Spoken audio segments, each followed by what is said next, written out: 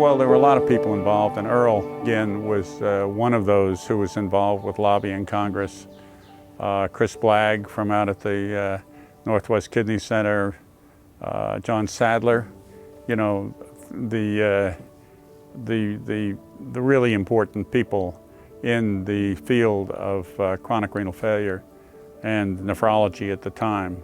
They were all trying to lobby with Congress to, you know, that this was a technology that saved lives, and that without the money, most people still with the technology in existence were dying of chronic renal failure who shouldn't be dying for that reason.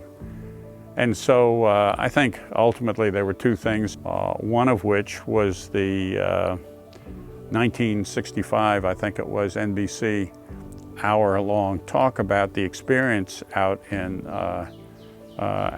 Seattle about how they were dialyzing patients out of the hospital to do it as economically as possible and so forth, and how they were choosing basically who would live and who would die.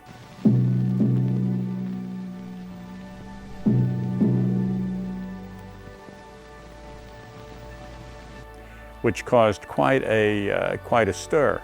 The applicant must be approved by a jury of his peers. These are volunteers, anonymous volunteers, who will give the final yes or no to the applicant based on his medical report, his psychological report, his financial report, and on his record as a member of this community, on his record as a responsible human being. In a word, is he worth saving? Mr. D is accepted as the next candidate for our kidney center. Mr. Duff, when you filed your application for the kidney machine, were you the only applicant at the time? No, there were several of us. Mr. Duff, what happened to those who had turned down? They're dead. Somebody had the idea that they should dialyze a patient on the floor of Congress. And they did that, and I don't know whether this, I think it was, I don't know whether it was the House or the Senate or a joint session. And ironically, it turned out that they never dialyzed the patient, because the patient was going to be dialyzed by a fellow, you know, one of the nephrology fellows had this all set up. And when he went to put the patient on, the patient was probably so nervous and everything, his blood pressure dropped. And the guy said, well, we are in trouble. So he just, you know, they circulated the same blood, but they never got, you know, so they didn't really dialyze. But while he was to the people in Congress on the dialysis machine, he answered questions, he talked about what was going on, and you know, so it was really a performance for Congress. I think that couldn't have helped but impress the folks who were going to vote. And of course, they thought that nobody had any idea that this was going to develop into the size of a program for the United States that it had turned out to be.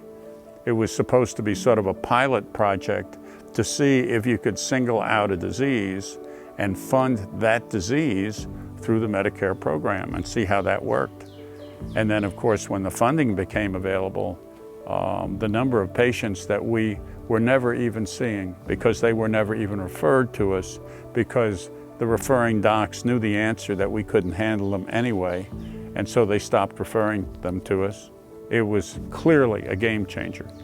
And I mean, everybody, one of the changes, you think about the federal government funding it, and the restrictions and the rules and all the things that have been put into place that many of us are frustrated by.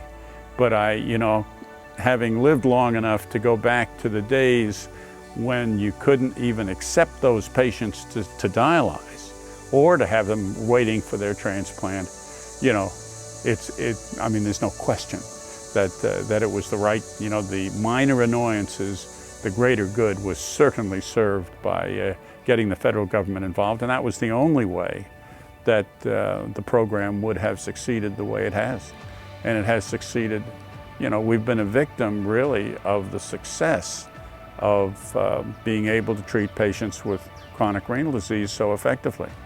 Because back in the beginning, you never saw a patient on dialysis with diabetes. or even lupus, or other medical problems that were causing secondarily their renal failure. Nowadays, of course, diabetes is the #1 cause of somebody who has kidney failure and needs treatment. And those patients weren't even being referred back at the beginning. So the population of patients that could be helped really expanded as the effectiveness of the treatment improved over the years.